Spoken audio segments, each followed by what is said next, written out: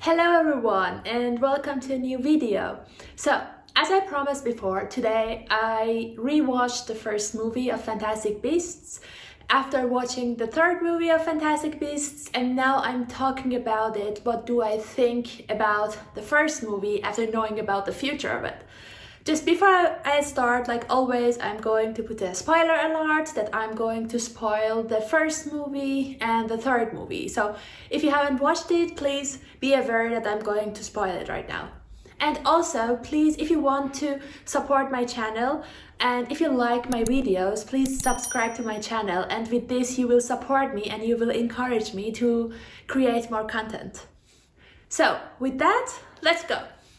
So, first of all, after rewatching it, something was so clear to me. So I watched the third movie and now I'm watching the first movie again. And the thing that is so clear is that actually the character of Queenie changed so much during these three movies. So I don't know if it was on purpose or just like went in that direction, but her character changed so much, and especially when you watch the third movie and again then the first movie, you're seeing how much this character changed through time.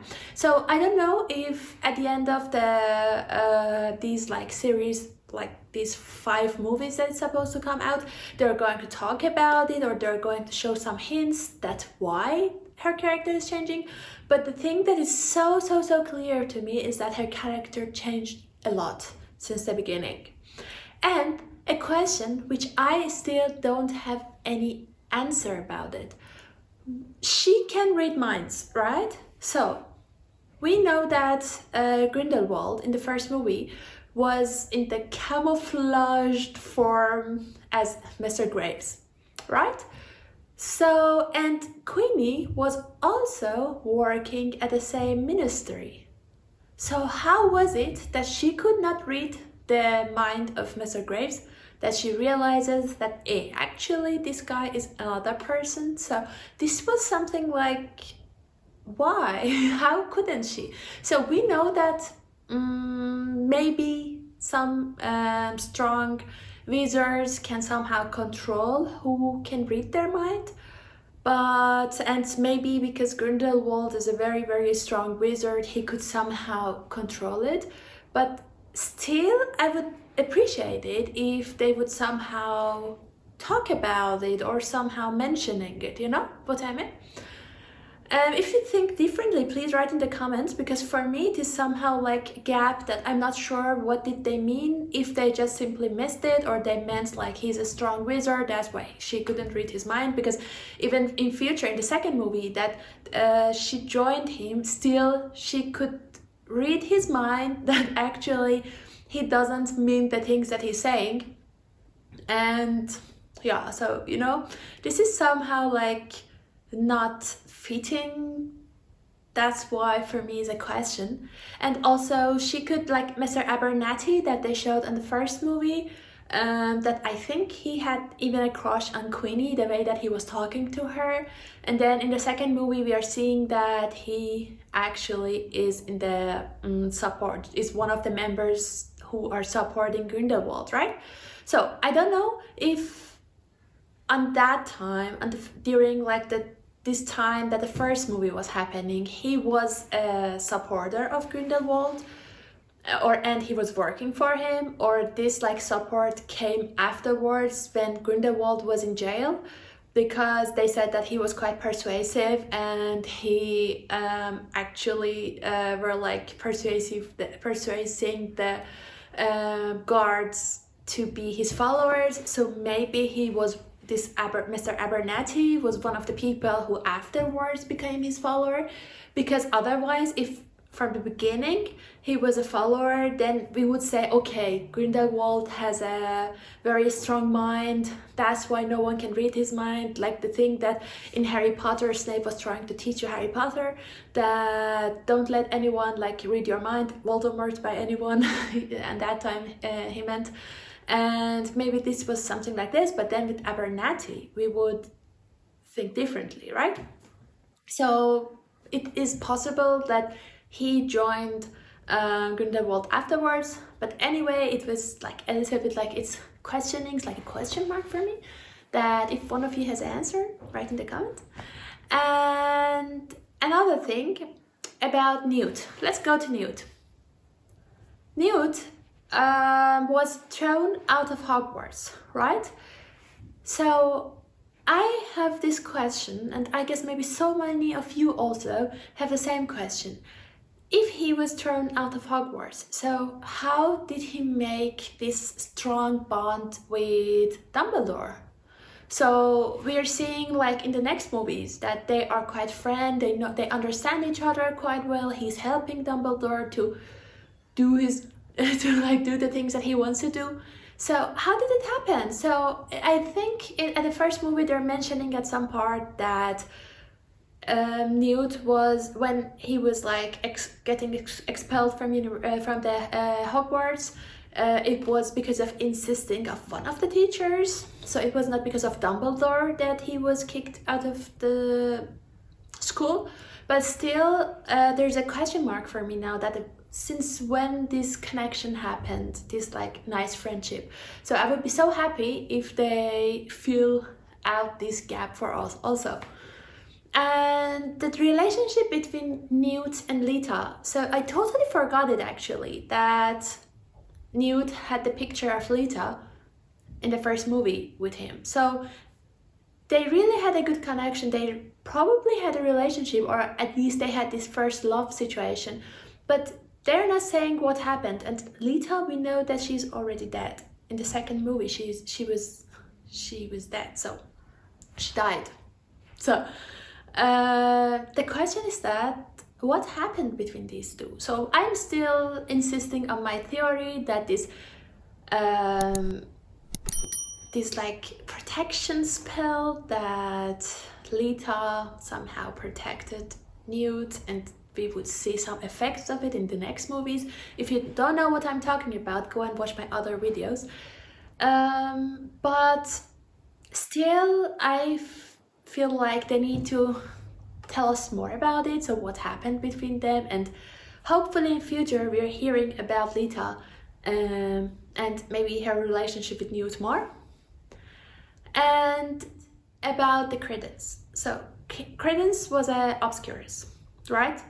So he could not control his power sometimes, and then he was actually exploding and like destroying stuff. So what happened? So first of all, at the end of the first movie, they killed him.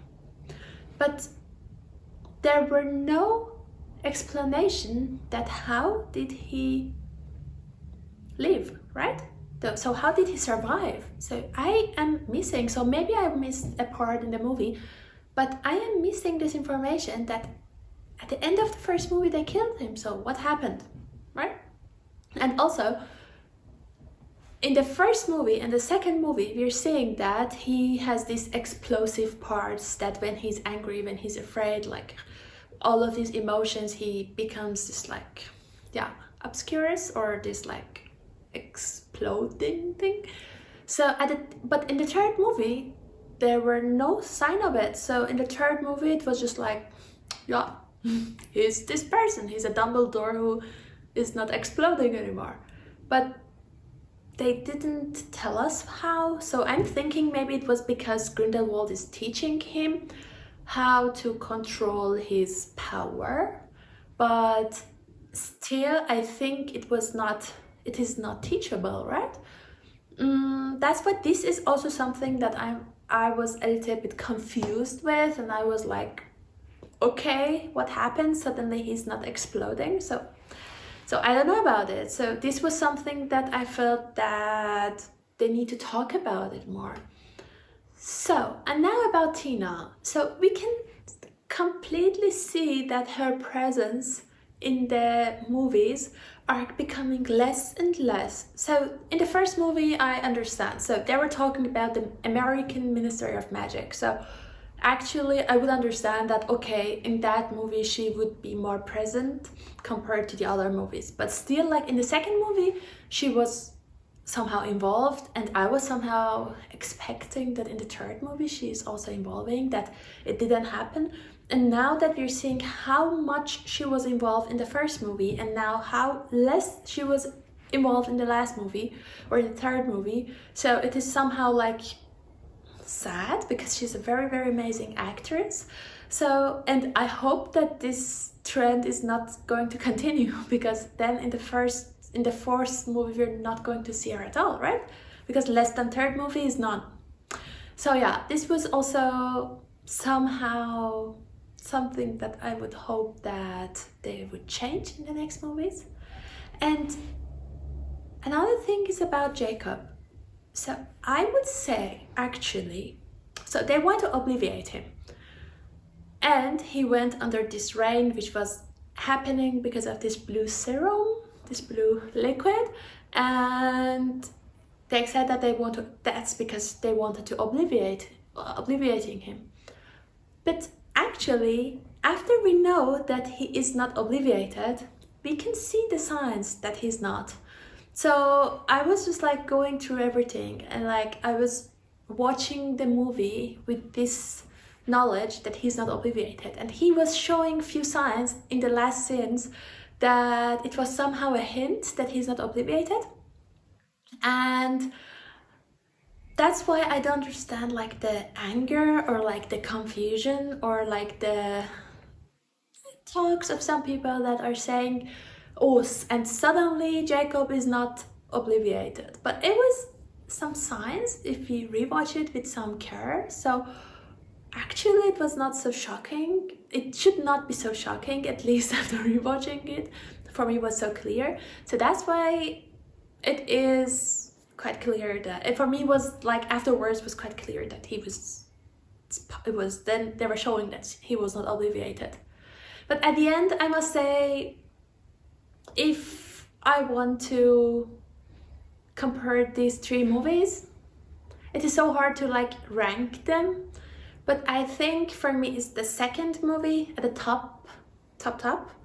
And then with a very, very little distance is the first movie. So hard for me between the second and the first movie. So because they had the elements that I was looking for in Fantastic Beasts, they had enough amount of interactions between the animals and Newt, and they had very, very, very nice scenes. Like the Jacob scenes was amazing, but in the third movie actually Jacob scenes was amazing. So in all, and as I mentioned before, for me Johnny Depp as Grindelwald is actually quite better, although Mads Mikkelsen was also amazing. But okay, if I want to rank it, it is like the second movie, and with very, very, very little distance will count as first movie, and afterwards with a little bit more distance would be the third movie. I'm not saying the third movie is not a good movie, just I was expecting a little bit more about it, but still it is a nice movie to watch, and I'm going to rewatch it definitely. So it's just, compared to the other movies, it was not as high as I was expecting it to be, especially like with the last scenes, like the ending of this movie, that, as I mentioned before, also the second movie was different. It was just like I got goosebumps when like Grindelwald told Credence that you're Dumbledore. So you know what I mean? So I needed something like this. So these things was missing. But in general, I love these movies, second, first and third. And I'm going to rewatch it again. So thank you for watching. If you liked it, please hit the like button. Subscribe to my channel. That would be a very, very big help to me. And let me know what movie you want me to comment next. And see you in the next video. Ciao!